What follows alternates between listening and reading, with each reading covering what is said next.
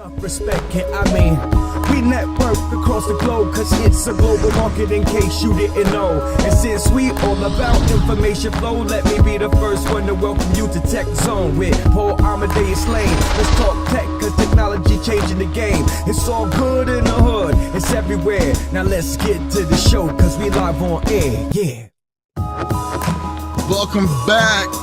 Second and final segment of the show. Remember, only 2 segments today. We have great guests with some great information and great content that we wanted to share with you today on the Tech Zone. Don't forget, connect with me, paulonwheels.com, paulonwheels.com. Our YouTube channel, Sean, is blowing up. Thank you guys so much for supporting me, the Tech Zone, and it's just an honor to be with you every week and talking about all things tech, all things going on. One thing that you heard me talk about a lot on the Tech Zone is the underrepresented ones in the tech industry. We know minorities, women. My next guest is going to talk about her journey in the tech industry, what she's doing to help others, and her new book that was released. I'm so happy to have with me right now a very special guest. She was named the first globalization innovator by SDL Fortune. She's one of the most powerful women in business and certainly one to watch in 2017, talking about the beautiful Anna Schlegel. Anna, welcome to the program. How are you doing, my dear? I'm doing great. Thank you so much for having me. Anna, it is an honor to talk with you. And your new book is amazing. If ones haven't gotten it yet, they need to go pick it up. But before we talk about the book, let's talk about just your journey as a woman innovator, and just share that journey with us briefly if you can. Sure. So I am from Europe. I have lived in different countries. And I think having that perspective of having lived in Germany, and I've lived in Africa, and lived in the States for many, many years, gives you a different perspective. You know, it gets you out of home, it gets you out of your immediate circles, and gives you a glimpse into what's happening in the world. And then once you're set in a position, you can help with understanding on how things need to get done to have a global impact. And it makes a lot of sense, Anna. And thank you so much for sharing that with me. And when it comes to women out there, and when it comes to business and technology, what are some key actions that women out there really need to focus on when it comes to their career path and success? So women in technology, we're still in the low numbers. There's a good amount of women in high tech, and I'm going to speak now just for the Silicon Valley here, the Northern California Bay Area. There's some incredible women. I mean, everybody knows about Sheryl Sandberg and Marissa Mayer and, Megan Whitman, and there's some very powerful women. The CEO of YouTube is a woman, right? However, when we look deep into corporate numbers of how many of us are there and how many of us have executive titles, we still need to bring a lot of other women along the way. And how to get there is by preparing yourself. You need to be able to keep up inside of these technology companies. And the way to do that is by preparing yourself on how you present yourself, how you communicate, how you are able to drive major initiatives inside these companies. And that takes years of preparation. You can start with smaller initiatives. You can start making impact in your smaller circles. And if your aim is to have a bigger career, then you need to understand that that's going to take a while. You're going to have to prepare yourself. You're going to have to put yourself in uncomfortable situations for growth. And you're going to have to not forget that and get some mentors, get some sponsors, keep attending classes, join some forums where other women have gone through this, and you can learn what is it that it takes. And Anna, when it comes to this subject right here, and especially let's talk about for the younger girls, Yep. maybe in school right now, how important is STEM education? Because we know we're changing in the world. Not only here in California, Silicon Valley, but STEM education now. I mean, some of the jobs that young ones went through when they got out of college, manufacture, all these things are now changing. And what kind of advice could you give ones out there as far as STEM education? Oy, you're asking all the right questions and all the difficult questions. STEM education is very important for boys and girls. Um, I have a daughter in a STEM leadership program. She's in high school right now. STEM education is huge as a movement right now. Here in the Bay Area, there is a lot of groups trying to support the fact that underprivileged kids and looking at girls on the gender side to make sure that they stay in STEM is very important, because what's happening to us older, women, is we are not seeing enough of a pool of technologists that we can hire from. So I'll give you an example. So when I have an open rec, when I have a job opening, we always make sure to work with human resources to obtain a good number of resumes for a particular position. Very often, that pile of resumes comes in with male names, so it's guys that want that job. And so what we try to do is we talk with HR and say, hey, I would like to see some female names there. And so HR is a good partner in trying to make sure that we get women inside of this pool. However, it is not easy. There is lower numbers. And I'm talking right now of engineering. I work in the field of engineering where the pool is very different. There's more men that have gone through this for the type of jobs that are very complex in places like where I work. And so what we need to do is, through university recruitment programs, through high school programs, find these women, find these girls, keep them engaged and motivated. And in many cases, cultural influences that we see on TV or that we see on magazines are really not very helpful to us. So we need to make sure that these girls and underprivileged kids in general, have access to programs that are attractive, that they will be willing to participate in. Because I am very involved in STEM and mentoring.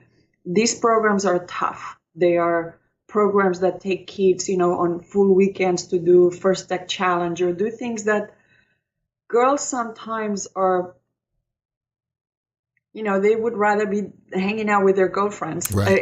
It's complicated because I have daughters and I have sons, and I see both, and they're all very smart, but it's a very fine balance on how do we keep these girls engaged so that in the next years, when people like me are trying to hire, they will be able to find these girls in the resumes.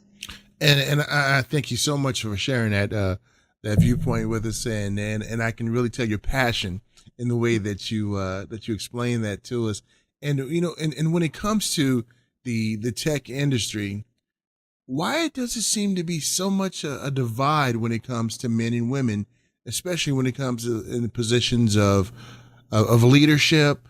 Why do you think? I mean, we're in 2016, Look at who graduated with PhDs from electrical engineering, or look who, and I'm talking about super high tech. I'm not talking about marketing jobs or absolutely, or HR or program management. I'm talking about complex systems in engineering, of data management, virtualization, all these topics. We do see a lot of women that are in program management roles, or chiefs of staff, or project managers, or assistants, coordinators. We seem to be a little bit higher in number there, But when you look at technical directors, when you look at patents, the numbers are less. And I think, again, this is the decisions that come from when we were in middle school and when we were through high school, of how this was all presented to us. And I can tell you that when I was a high schooler, the last thing I wanted to do was be an engineer. Absolutely. Yeah.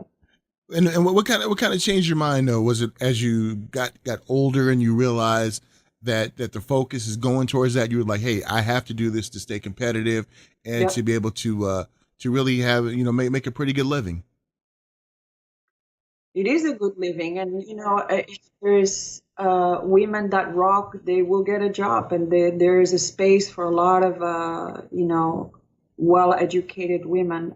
Again, it's hard to get everybody towards this incredible education, especially if you follow the public system. Sometimes there is these high schools with hundreds or thousands of kids that are sort of like just floating by, because the teachers or the principals can't keep up. And I'm glad you said that, Anna. And what can we do to help the principals and the teachers to keep up? Because and I know when we get a certain age, it's hard for us to change. What can we do to make sure the educators are out there are saying, okay, we have to do this to make sure our kids are competitive, get them ready for college? What can we do in the tech industry to make sure that they do this and not just sit back and do nothing?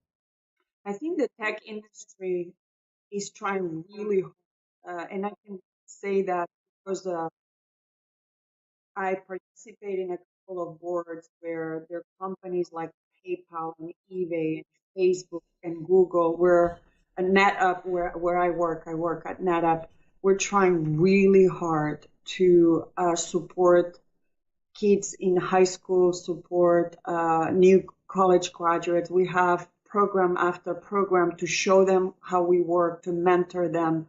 We sponsor them. You're asking, what does it take? How can we help these principals?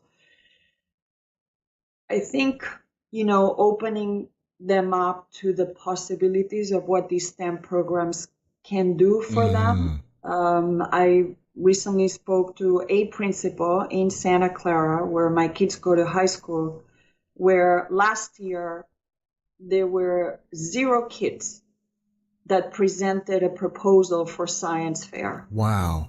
0 kids. Wow. This year, we brought in a STEM program into the school. So there's going to be 60 kids, because there's 60 kids in this STEM program. And so pairing these STEM initiatives with principals, I think it's going to be very, very important. And I think so too. And what made you create the nonprofit Women in Localization? What kind of made you do that? So in 2008, I was already in high tech, and I couldn't see a lot of other women role models. There was not that much social media back then. We did see some powerful women inside the company, but they were maybe in HR or in marketing. And I had 2 people in my team that had equal passion. And so the 3 of us co-founded Women in Localization in 2008. And almost, 9-10 years later, we have a very strong foundation of women who have very good jobs across the world in the space of localization. Nice. And I'm looking at some of the ones who are in this nonprofit, and you got some pretty good heavyweights in there. And when it comes to this right here, is it helping people to have the tools to remain successful? Because I know you're in Silicon Valley, and I know everybody in the tech industry up there has to step their game up to be competitive. What does it take to be competitive in that competitive environment? So, I wrote the book that's called Truly Global. The book goes through this. The book explains, what does it take for anybody, you don't have to be a woman or a man, to stay competitive in a high pressure cooker environment inside of any of our companies. It could be Apple, it could be Facebook, it could be Twitter, it could be VMware, Cisco, all these major giants, Canon. You need to continuously prepare yourself on how you present yourself, how you speak about your team, how you speak about yourself. In the book, I talk a lot about having an elevator pitch. You need to be prepared for the day that opportunity knocks at your door. You need to be willing to jump. You need to be courageous. And so thinking through that is very important if you want to stay inside one of these giants. People prepare their vacations carefully, but very, very often we don't prepare our careers. And so it takes a lot. It takes preparation, it takes opportunity, it takes a lot of networking. You need to have good relationships in your industry, wherever it is that you are. That makes a lot of sense, and thank you so much for sharing this, because I think we prepare like everything else except for our careers. I'm glad you said that. And you kind of touched on this a little bit, but I think everyone needs to know this, because when ones are on their own journey, they like to hear the journey of ones who've been successful at it. What's been the biggest challenge in your personal and professional career, and while you were working to achieve your goals? What were those challenges like? It's always a challenge when you're passionate about something and your bosses or managers or executives don't understand your job or where you're going.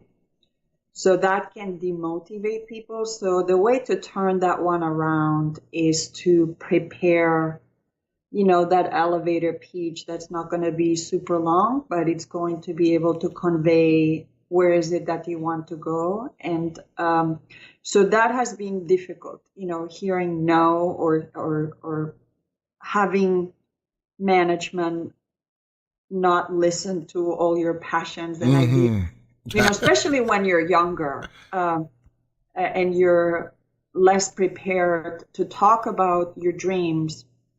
That can be very difficult. And so I always tell people, when you see a no, when you hear a no, it doesn't matter. It just prepares you to refine your message. And maybe you're presenting to the wrong people. Maybe you're at the wrong company. And so you cannot give up. You will hear no all the time. And so you keep going, keep motivating yourself. That's why it's very important to stay very fresh in your field, to be very well educated in whatever field you're on, so that you can grab ideas, collective ideas. There's a lot of people right now that are very open to share. It's a very sharing community, at least here in the Silicon Valley. I can see it across the states as well, where there's forums for everything. There's blogs on anything. And so you need to research, you need to do your due diligence, so that when you get discouraged, you can pull from others and see what is it that worked for them. And well said. And you in your journey have worked for some heavyweights. You've worked for Cisco, VMware, Xerox, VeriSign, and now where you're at now, your newest endeavor at NetApps. Gosh, I mean, congratulations. I mean, and you are a testament to never giving up, keeping going. And I think sometimes we get too personal with our ideas, and when someone shoots us down, some of us, not you, but some of us go into a shell and shut down and just say, I'm done, I give up, nobody's liking what I'm doing. Why is that so destructive to have that kind of mindset, especially in the tech industry? It's extremely destructive because our jobs depend on this. Our livelihood depends on this. Everybody wants to wake up and know that we're going to work for something that will make a difference or that aligns with what your goals are. Maybe you haven't spelled out or written what your goals are, but they are in your head. You know what feels good to you and what you want to achieve. And so, but we're human. And we do get discouraged. I get discouraged. And sometimes things are very difficult, especially when, there are layoffs or there is elections that maybe you're not happy with. Mm-hmm. But it's very important to have the ability to bounce back. You need to bounce back, shake yourself up, slap your face and say, okay, all this stuff is happening around me, but that's not me. It's stuff that's happening. The world has its own way of, panning out. You need to be able to disassociate yourself from this and keep strong. And it's very important to write down your goals. I try to write down my goals every couple of years. What is it that I want for me, for my kids, for my partner, for my job, for my vacation, and then I try to work on that for my savings, at least write it down and keep it somewhere that you can take a peek every couple of months and say, am I still going that way? And then you're like, oops. Yeah, that's great advice. I'm going to use that too, because sometimes, I have man brain. Man brain. We're less focused than women, so I'm going to take this to heart. And just a few more questions before we let you go. When did you decide that you wanted to write the book Truly Global? When did you say, you know what, I want to put my experiences to paper. I want to help ones out there. When did you decide to do this? Yeah, so I wrote the book called Truly Global. You can find it on Amazon. Truly Global is a book that talks about how to keep with this increasingly borderless economy. And I've managed globalization teams at a few companies, more than a few, but and I do travel a lot. I spent a fair amount of time in China and in India, and I've been to Africa a few times. I'm from Europe, and I couldn't find a book that would explain if your job has the title global, maybe you're global HR, global payments, global marketing, global engineering. What does that really mean? How can you help your company be successfully in the countries that your company chooses to? Because not two companies choose to be in the same countries. It's true. So what's that list of things that you need to be aware of and know, and how can you help your company make money wherever it is that your company CEO wants you to be making money in? And so I couldn't find the book. I researched and looked, and I could find a lot of books about global trade compliance. I could find a lot of articles complaining about, globalization, or bits and pieces of what globalization means, but I couldn't find a full, outline in an index that say, okay, you want to help your company go global, here's what it takes. And it does take a strategy, and it does take a team, and it does take, looking through all the departments. And so you can identify yourself, if you're at the corporate side, of the role that you need to play. Well said, Anna, and congratulations again on all your success. Thank you. The book, and again, let's let our viewers and listeners know out there, how can they get a copy of this book? Because I think it's amazing. Men and women should get it. I mean, it's amazing. How can they do that again? Thank you. So Truly Global can be, actually I have a copy here. So Truly Global can be found on Amazon.com. Nice. I think once you go there, you'll be able to buy it pretty fast. And again, the book just doesn't talk about how to go global, but it talks about how to stay strong inside a company also. So there is a lot around, how to keep steady and strong in your job. Awesome. And if ones would like to know more information about women in localization, how can they do that as well? There is a website called Women in Localization. You can search for that, womeninlocalization.com. You can find the group as well on LinkedIn. Anybody from China listening, that we have a WeChat group there as well. But the website is womeninlocalization.com. Awesome. I want to tell you something, Anna. It's been an honor talking with you and just spending some time with you and finding out about your journey, and also how you are helping ones out there to be productive, to really just to keep on going and And we really appreciate having you. And do me a favor. We have to have you back on again and talk about some of the other great things that you're doing. Awesome. Thank you, Paul. The great Anna Schlegel, folks. Great person. Enjoyed talking with her and spending time with her about her journey, about her book. Make sure you check out the book, Truly Global. No matter what industry you're in, but especially if you're in the tech industry, you want to check out that book. Thank you so much, Anna. Well, our time is up. Look forward to talking to you next week on the Tech Zone. More great guests, more great information, and we hope that you truly appreciated our segment on cybersecurity. Sam Caselmay from Security Scorecard. Great information, my friend. So until next time, love those who are unable to love themselves and turn someone's frown into a smile. Until next time, love you folks. Take care.